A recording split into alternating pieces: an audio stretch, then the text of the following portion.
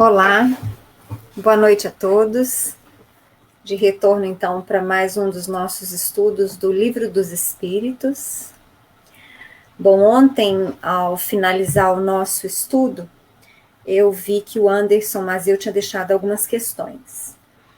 E aí, cumprindo aquilo que eu disse, né, nós vamos começar pelas questões que o Anderson apresentou, para depois a gente retomar a finalização do nosso estudo do subtítulo Percepções, Sensações e Sofrimentos dos Espíritos. Bom, o Anderson Maziel, para quem não viu a pergunta dele, diz que ele se lembra de ter lido em Violetas na Janela que existem cursos que vão desde se alimentar por fluidos da natureza até levitação.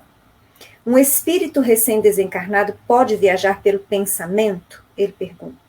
Como se locomovem mediante o grau de evolução? Bom, então vamos começar. Anderson, é possível sim, existem sim esses cursos, né? Desde alimentação através do fluido cósmico universal, né? E também de levitação. Nós vamos ver isso também lá em Nosso Lar. Talvez não de forma tão clara quanto é apresentado no Violetas na Janela. Mas quem quiser voltar lá no livro Nosso Lar, se já tiver lido, ou se for ler, preste atenção quando, por exemplo, André Luiz escreve que houve um período bastante conturbado em Nosso Lar, isso quem conta para ele, se não me engano, é a Laura, ou talvez o Alexandre, não me lembro. Um dos instrutores conta para André Luiz que alguns anos passados houve um grande problema em Nosso Lar. E ele descreve mais ou menos o que aconteceu, que basicamente foi em relação à alimentação. Então, muitos dos espíritos desencarnados daquela época em Nosso Lar estavam mantendo hábitos alimentares ainda muito ligados aos hábitos da vida material. Então, queriam um grande consumo de proteínas e carboidratos, carne e massa, né? Ou pães, vamos dizer assim, né? E aí, por conta da manutenção destes hábitos, nós percebemos da descrição em Nosso Lar que estava havendo assim um movimento de contrabando, vamos dizer assim, claro, de regiões inferiores. E quando o governador espiritual descobre isso, ele resolve fechar as fronteiras de Nosso Lar, ou seja, não pode entrar mais nada de fora, e foi um período de bastante conturbação, segundo o que o instrutor conta para André, e dentro desse período em que as fronteiras de Nosso Lar ficaram fechadas, ou seja, não podia entrar nenhum tipo de alimento de fora, está em Nosso Lar, não estou criando não, viu gente? Vieram espíritos superiores auxiliando e ensinando os espíritos habitantes de Nosso Lar a se alimentarem através da respiração. Então, é essa alimentação assimilando o fluido cósmico universal. Então, o que nós podemos perceber? Nosso lar pode ser considerada uma colônia espiritual já no umbral superior, ou seja, ela não está mais no umbral inferior, cujas descrições a gente tem não só no começo do livro Nosso Lar, mas nós temos também no livro Libertação, né, de André Luiz, no qual ele descreve uma colônia espiritual em zonas inferiores. Então, Nosso Lar não. Nosso Lar já está no umbral superior. Ela ainda não é uma colônia superior, mas ela já está num grau razoável de harmonia, de equilíbrio. E isso a gente pode perceber pela descrição que André faz dos espíritos que lá habitam, de como funcionam as coisas, enfim. Então, nós podemos perceber, Anderson, que dependendo do grau evolutivo das colônias espirituais, e é claro que isso tem relação com os espíritos que lá convivem, a alimentação também vai ser variada. E podemos presumir, inclusive, deduzindo das obras que nós estudamos, que quanto mais evoluída a colônia espiritual, menos alimentação material os espíritos têm, inclusive menos consumo de frutas, consumos de sucos, valorizando-se muito mais a alimentação tão somente pela assimilação, pela respiração, do fluido cósmico universal. Mas isso nós estamos falando em graus evolutivos já mais harmônicos. Porque se nós formos ver em contrapartida, na descrição de colônias espirituais inferiores, nós vamos ter ainda uma dependência muito grande dos espíritos em relação a uma alimentação mais substanciosa. Bom, então, a primeira parte da sua pergunta está mais ou menos esclarecida. Você pergunta se um espírito recém-desencarnado pode viajar pelo pensamento. Veja só, isso é muito comum, apesar que, em geral, no recém-desencarnado, isso se dá sem a participação da sua consciência.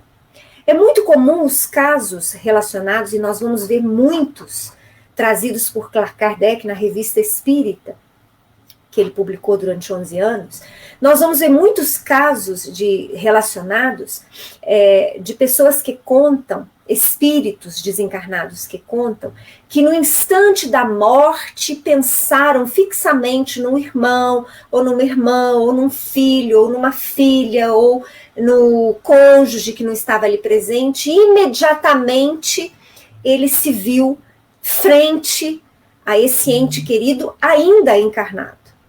E via de regra, nestes relatos que estão registrados na Revista Espírita, aquele que está encarnado ainda, acorda, se isso é no meio da noite, e vê o espírito daquela pessoa que está acabando de desencarnar. Ou então, se é durante o dia, por exemplo, ou às vezes há uma diferença de fuso horário de um país para o outro, a pessoa que está encarnada visualiza, vê, mesmo que de forma muito rápida, ou pressente, num arrepio muito grande, na imagem mental que aquela pessoa surge em si, e pouco tempo depois ele vem a saber que aquela pessoa, que ele teve aquele fenômeno exatamente naquele momento, tinha acabado de falecer. Então a gente pode sim movimentar-se, muito mais em função do inconsciente. Por quê? Porque o nosso pensamento é de uma poderosa força, a qual nós ainda desconhecemos, mas independente de termos consciência ou não dessa força, a nossa vontade imperativa, tipo assim, eu preciso ver, eu preciso avisar que eu estou indo embora, né? Ou então, mas que saudade, como é que eu vou embora sem ver fulano? Isso tudo costuma fazer com que o espírito, né, desencarnante possa, então, movimentar-se na velocidade do pensamento, na velocidade de 1 segundo ou menos, e se encontrar de frente com aquele que ele pensou fortemente. E, por fim, a última pergunta sua: como se locomovem mediante o grau de evolução? Nós podemos ver que, independente de avaliarmos muito bem esse grau de evolução, por conta da força do pensamento, nós podemos nos locomover de forma muito rápida. Mas em relação a espíritos, por exemplo, inferiores, para eles a locomoção, via de regra, é praticamente igual à do mundo material. Eles precisam caminhar. Eles não conseguem levitar, eles não volitam, né? Para aqueles que, além de inferiores, são ainda muito ignorantes das leis que regem o plano espiritual, como eles não acreditam, não sabem como funciona, raramente, é muito difícil que eles consigam fazer algum tipo de locomoção pela força do seu pensamento. Em geral, nós estamos falando de almas ignorantes no sentido de serem infantis, não conhecerem em absoluto. Quer dizer, muitas vezes se veem no plano espiritual e sequer sabem que desencarnaram. Então, para esses, cuja ignorância é praticamente absoluta do plano espiritual, eles vão viver praticamente de forma igual a que estariam encarnados. Quanto mais evoluído o espírito, quanto mais lúcido e esclarecido o espírito, mais facilidade de locomoção ele tem. Lembrando sempre o que eu já falei em nossas lições lá atrás, que sempre o espírito de grau mais elevado, ele pode dirigir-se, visitar, auxiliar, prestar socorro a espíritos em zonas inferiores a que ele se encontra. Mas o espírito inferior não consegue acessar de livre vontade planos superiores da criação.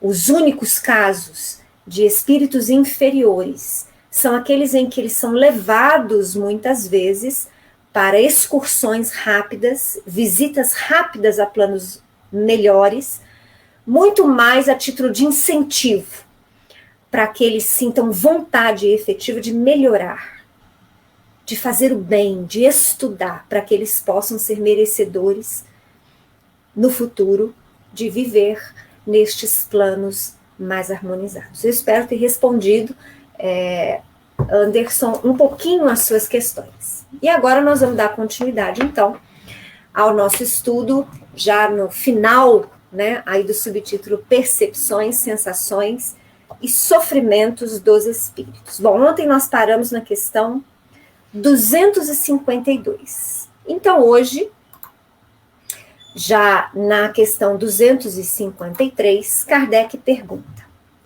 os espíritos experimentam as nossas necessidades e sofrimentos físicos? Respondem eles: eles os conhecem porque os sofreram. Não os experimentam, porém, materialmente, como com vós outros. São espíritos. Nós vamos continuar, porque aí depois a gente faz um comentário geral sobre essas questões. Na questão 254, por sua vez, Kardec pergunta: e a fadiga, a necessidade de repouso, experimentam-nas? Respondem eles: não podem sentir a fadiga como a entendeis. Consequentemente, não precisam de descanso corporal como vós, pois que não possuem órgãos cujas forças devam ser reparadas. O espírito, entretanto, repousa, no sentido de não estar em constante atividade. Ele não atua materialmente. Sua ação é toda intelectual e inteiramente moral o seu repouso. Quer isto dizer que momentos há em que o seu pensamento deixa de ser tão ativo quanto de ordinário e não se fixa em qualquer objeto determinado.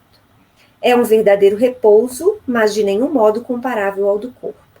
A espécie de fadiga que os espíritos são suscetíveis de sentir guarda relação com a inferioridade deles. Quanto mais elevados sejam, tanto menos precisarão de repousar. Bom, assim como em quase todas as questões deste subtítulo, nós voltamos a frisar: o Livro dos Espíritos traz questões e respostas gerais. Em geral, relacionadas a espíritos um pouco mais harmonizados. Kardec não tinha como, eu já falei isso antes, prever todas as situações. E não era esse o objetivo dos espíritos neste momento, de fechar todas as possíveis situações, explicar muito mais, aprofundar muito mais. Era a base. A codificação dos espíritos, o Livro dos Espíritos é o primeiro livro, então era a base. Mas depois da codificação espírita, inclusive na Revista Espírita, que foi publicada por Kardec durante 11 anos, nós vamos ver muitos textos na Revista Espírita e vamos ver incontáveis livros após esse primeiro momento espírita no século XIX. Então nós temos aí uma literatura riquíssima espírita, de autores consagrados, médiuns e espíritos. Vocês vão ver que eu cito muito aqui as obras de André Luiz, psicografadas pelo Chico Xavier. É porque, na minha opinião, Chico é intocável. Não no sentido dele ser... dele não poder errar, mas no sentido de que a própria vida dele, a seriedade da sua vida e a seriedade da literatura, das obras que ele psicografou, fazem com que, no mínimo, ele mereça ser estudado, faz com que, no mínimo, nós precisemos meditar sobre as lições que André Luiz vem trazendo. Mas não vamos ficar só no André Luiz. Nós temos obras excelentes pelo médium Divaldo Franco, pelo espírito Hermínio Miranda, pela Joana de Ângeles. Nós vamos ter muitos e muitos médiums, mais antigos e mais novos, por espíritos mais conhecidos e novos, e tudo o que nós estudamos merece ser pensado, meditado, comparado. Bom, dito isso, o fato é que nós vamos ver em obras muito sérias a indicação dos espíritos de que, dependendo, digamos assim, ainda da sua inferioridade, o espírito desencarnado descansa sim. André Luiz cita, por exemplo, que em determinada noite em que ele estava dormindo, seu perispírito, ele relata um desdobramento, ou seja, o perispírito ficou em nosso lar e o espírito de André Luiz se dirige ao plano superior onde sua mãe encontra e lá ele a visita. E ele então descreve também um pouco do plano superior que lhe foi dado visualizar. Vocês vão me perguntar, mas como assim? O espírito de André Luiz desdobrou-se do perispírito, mas como é que é isso? Bom, nós temos cerca de 7 corpos, sendo mais denso o nosso corpo físico, e o segundo mais denso, o perispírito, porque nós vamos ter outros corpos. Nós vamos ter o corpo átmico-búdico, nós vamos ter o corpo mental superior, corpo mental inferior. Eu não vou listar todos para vocês, vocês podem buscar. Corpos espirituais. Vocês podem buscar. Por que eu não vou entrar em detalhe? Porque não é o objetivo do estudo do Livro dos Espíritos. É só para esclarecer vocês que, diante da narrativa de André Luiz, que não é única, porque nós vamos ter esclarecimentos neste mesmo sentido em várias outras obras. Espíritos, por exemplo, como nós, espíritos medianos, ao desencarnarmos ainda vamos nos cansar. E vamos precisar do descanso perispiritual. Lembrando que o espírito, este, não precisa descansar-se. Por isso que o espírito de André Luiz desdobra-se do perispírito. Mas, via de regra, o que muitas vezes se dá, tanto no plano físico quanto nos planos espirituais mais próximos à Terra, é que, mesmo o espírito, acontece isso que Kardec está falando, que os espíritos estão falando, quer dizer, ele é como se fosse um descanso, uma pausa mental. E, em geral, nós vamos visualizar, então, o espírito dormitando alguns centímetros acima do corpo físico. Eu só queria trazer para vocês esse entendimento, que apesar da afirmativa do Livro dos Espíritos, nós precisamos nos recordar, inclusive daquilo que está dito no final da resposta. Quanto mais elevados sejam, tanto menos precisarão de repousar. Vamos dizer o que quer dizer que quanto mais inferiores os espíritos, mais eles precisarão repousar. Bom, vamos dar continuidade. Na questão 255, Kardec pergunta: quando um espírito diz que sofre, de que natureza é o seu sofrimento? Angústias morais que o torturam mais dolorosamente do que todos os sofrimentos físicos. Vamos ver mais uma questão para depois a gente comentar. 256. Como é, então, que alguns espíritos se têm queixado de sofrer frio ou calor? Então, quer dizer, na 255, os espíritos vêm e dizem que as angústias são morais. Na 256, então, Kardec pergunta, mas se são angústias morais, por que alguns espíritos relatam que sofrem de frio ou de calor? E vou além. Dizem que tem sede, que tem fome. E a resposta deles é a seguinte: é reminiscência do que padecem durante a vida. Reminiscência, não raro, tão aflitiva quanto a realidade. Muitas vezes, no que eles assim dizem, apenas há uma comparação mediante a qual, em falta de coisa melhor, procuram exprimir a situação em que se acham. Quando se lembram do corpo que revestiram, têm impressão semelhante à de uma pessoa que, havendo tirado o manto que a envolvia, julga, passado algum tempo, que ainda o traz sobre os ombros. Bom, eu confesso para vocês que, principalmente nessa última questão, eu me pus a pensar. Porque, efetivamente, o Livro dos Espíritos traz essa base essencial na qual nós devemos nos apoiar para dar continuidade aos nossos estudos. Mas levando em consideração essa posição que eu adoto com vocês, quando eu falo que, via de regra, as respostas se relacionam mais aos espíritos já um tanto quanto harmonizados, equilibrados, evoluídos, e não tanto em relação aos espíritos inferiores, é preciso que a gente abra, vamos dizer, exceções. Ou que nós tentemos aprofundar um pouco mais o entendimento acerca da questão e da resposta que é apresentada principalmente nessa questão 256.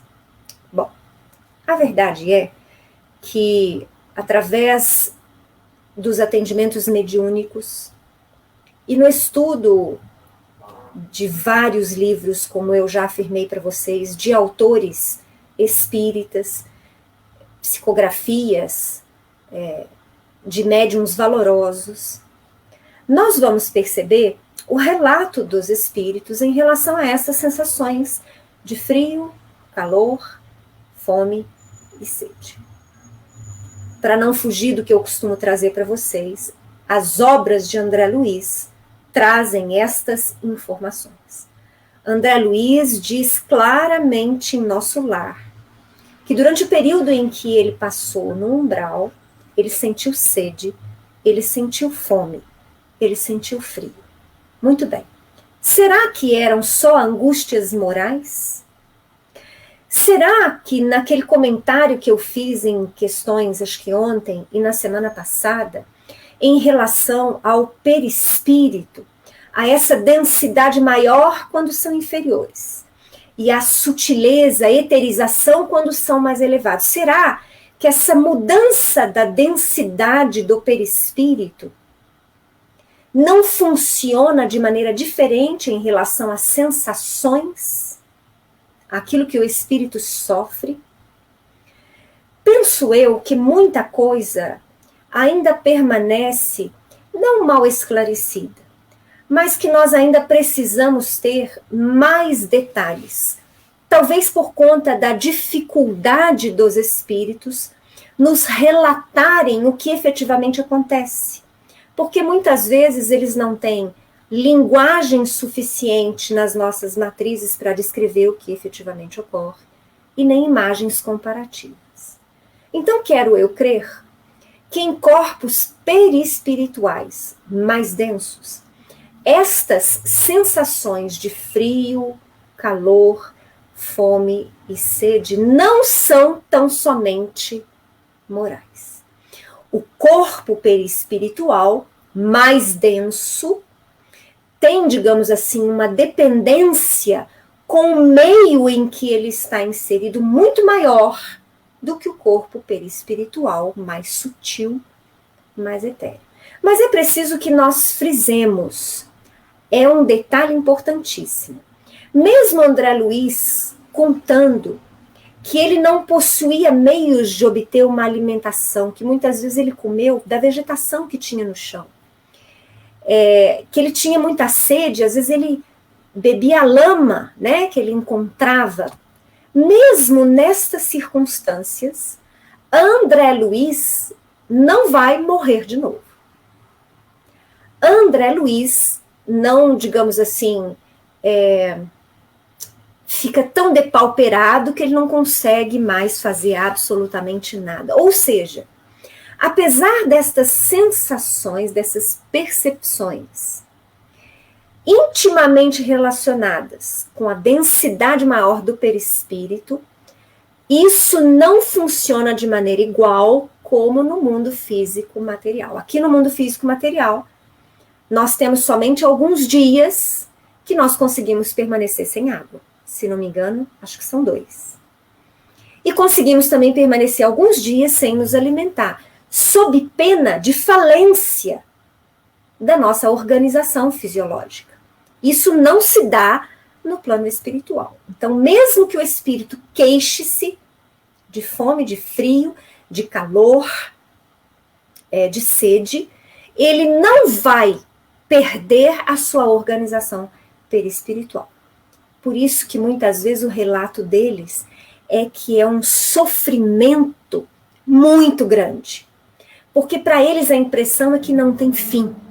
Até porque espíritos em geral, no umbral e em zonas inferiores, não têm a mesma noção do passar do tempo, pela própria característica dos ambientes espirituais. Geralmente não há o brilho do sol, há um ambiente mais opaco, geralmente um pouco mais escuro, não totalmente no escuro, mas como se nós tivéssemos, por exemplo, um céu todo nublado, acinzentado. Então eu espero que vocês tenham compreendido que nestes meus comentários eu não estou desdizendo o Livro dos Espíritos, eu estou afirmando que ele é a base. Mas eu estou dizendo para vocês que 2 séculos passados do século XIX, os nossos estudos e entendimentos seguem, se aprofundam e se aperfeiçoam a respeito do que Kardec e os espíritos trouxeram neste primeiro momento da codificação espírita. Bom, aqui nós basicamente terminamos esse capítulo 6. Mas Kardec traz um texto relativamente comprido que ele chama de ensaio teórico da sensação dos espíritos. Como ficaria impraticável eu lê-lo todo para vocês, porque realmente seria muito cansativo, eu trouxe alguns recortes que eu tomei a liberdade de fazer daquilo que eu acho que merecemos ressaltar. Primeiro, o corpo é um instrumento da dor. Se não é a causa primária desta, é pelo menos a causa imediata. A alma tem a percepção da dor. Essa percepção é o efeito. Quando Kardec fala aqui de alma, é do espírito essência. E quando ele fala aqui do corpo, elastecendo esse entendimento, aprofundando, eu ouso dizer, não é só o corpo físico material. São todos os corpos que o espírito essência se utiliza para experienciar durante a sua evolução. Ou seja, corpo físico, perispírito, né? E os outros demais, que eu não vou ficar aqui listando todos eles. Bom, outro ponto. Nem o frio, nem o calor são capazes de desorganizar os tecidos da alma, que não é suscetível de congelar-se, nem de queimar-se. Então, esse é um ponto que é exatamente aquilo que eu acabei de falar no meu comentário, questão 256. Tá? Apesar dessa sensação bastante, vamos dizer, significativa em espíritos inferiores, por conta da densidade do perispírito, né? A sua alma, o seu sistema perispiritual, o seu corpo perispiritual, né? Não vai desorganizar-se a ponto dele vir a perdê-lo, porque ele esteja sentindo frio ou porque ele se sinta queimar. Em relação ao queimar-se, até é muito interessante, aqueles que tiverem curiosidade, busquem no livro Um Terço da Vida. Se não me falha a memória, ele é do médium Vanderlei de Oliveira. Porque nesse livro Um Terço da Vida, eles contam, né, alguns episódios que ocorrem frequentemente em zonas inferiores, que é em relação ao fogo etéreo. Esse fogo é usado pela espiritualidade superior para limpar zonas inferiores muito carregadas, né? E esse fogo, os próprios espíritos relatam, né, os espíritos inferiores têm verdadeiro pavor dele, fogem assim a uma debandada polvorosa. Mas é preciso que se ressalte que não há descrição dos espíritos se eventualmente esse fogo etéreo atinge um daqueles espíritos inferiores, deles terem perdido a sua forma perispiritual. Nós queremos crer que não vão perder. Eles só vão ter essa angústia e essa sensação dolorosa, mas não vão perder a sua forma perispiritual. Passado aquele episódio, sendo ou não socorridos, eles vão refazer-se. Vamos dar continuidade. O perispírito é o laço que a matéria do corpo prende o espírito, que o tira do meio ambiente, do fluido universal. participa ao mesmo tempo da eletricidade, do fluido magnético, da matéria. Ou seja, o perispírito tem matéria, tem fluido magnético, tem eletricidade. Quanto mais inferior o espírito, mais densa é a matéria, mais significativa a sua percentagem na composição do perispírito.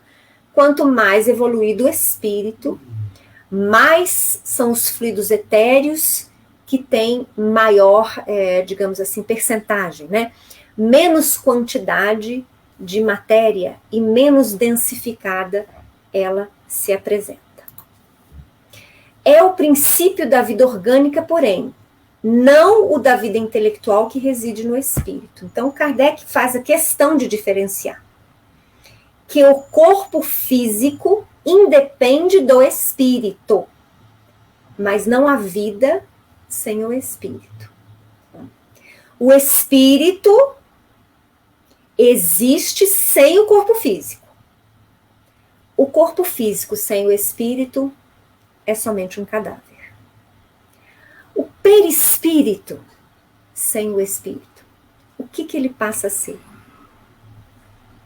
Um grupo semimaterial de células que não vai ter vida. Por quê? Porque a vida intelectual reside no espírito. Tendo aqui espírito como aquele espírito essência que a gente fala, aquela centelha divina. Não se confundam, porém, as sensações do perispírito, que se tornou independente com as do corpo. Esse comentário Kardec faz porque ele relata nesse texto que existem muitas situações de espíritos recém-desencarnados, mas ainda muito ligados ao físico. Via de regra, espíritos cujo perispírito ainda não foi desligado completamente. Vocês vão se recordar nos nossos estudos anteriores, quando a gente falou que morte não é igual a desencarnação. Morte é a falência do corpo físico. Os órgãos não funcionam mais, não há mais circulação, ou o coração parou de funcionar, o cérebro parou de funcionar, ou seja, é uma máquina que não apresenta mais condições de funcionar. Isso é a morte. Desencarnação é o desligamento absoluto do espírito do corpo físico. O que vale dizer que nós podemos ter um espírito desencarnado ainda ligado aos seus despojos, ainda ligado ao seu cadáver, durante alguns minutos, algumas horas, alguns dias ou até mais tempo. É o caso, por exemplo, de espíritos suicidas, uma vez que estes, como anteciparam o retorno à vida do espírito, têm ainda uma carga muito grande de fluido vital, tem o duplo etérico muito ainda, digamos assim, vívido, energizado. E é preciso que este fluido vital, que estes fluidos que componham o duplo etérico, inclusive, que eles possam ser dispersos para que possa ocorrer efetivamente o desligamento do espírito. Então, diante disso, é que Kardec fala que muitas vezes, nestas circunstâncias, de espíritos desencarnados que permanecem ligados ao corpo físico já morto, o que acontece neles é que eles estão vendo muitas vezes a decomposição do corpo físico, então eles sentem, parecem sofrer, por exemplo, que os vermes estão roendo o seu corpo. Na verdade, não está roendo o corpo perispiritual, está roendo só o corpo físico, mas a sensação ainda é absorvida pelo espírito desencarnado, porque a ligação perispiritual ainda persiste. Bom, liberto do corpo, o espírito pode sofrer, mas esse sofrimento não é corporal, embora não seja exclusivamente moral como remorso, pois que ele se queixa de frio e calor. Então são os comentários que nós já fizemos, né? E eu sugiro que vocês façam uma leitura desse texto, tragam para mim algumas dúvidas que possam ter surgido, né, digamos assim. Eu ainda devo voltar em algumas destas colocações amanhã, para que a gente finalize esse ensaio teórico de Kardec, entrando daí no subtítulo seguinte, Escolhas das Provas. Eu agradeço a presença da Denise, do Carlos, do Anderson, da Magali, do Lorival. A Denise também coloca assim, que nos Mensageiros, acho que também menciona esse fogo, são várias outras obras, Denise, não só do André, mas esse do Vanderlei Araújo, Um Terço da Vida. Nós vamos ter também o Robson Pinheiro falando as suas obras, vamos ter o espírito do Inácio Ferreira também falando através do Bacelli, temos também pelo espírito Lúcius, por outros médiums, enfim, eu não consigo recordar de todos os livros, mas essa é uma ocorrência bastante comum em zonas inferiores. Bom, até amanhã. Às 7 horas, nós retornamos aqui. Agradeço a presença de todos vocês. Um abraço.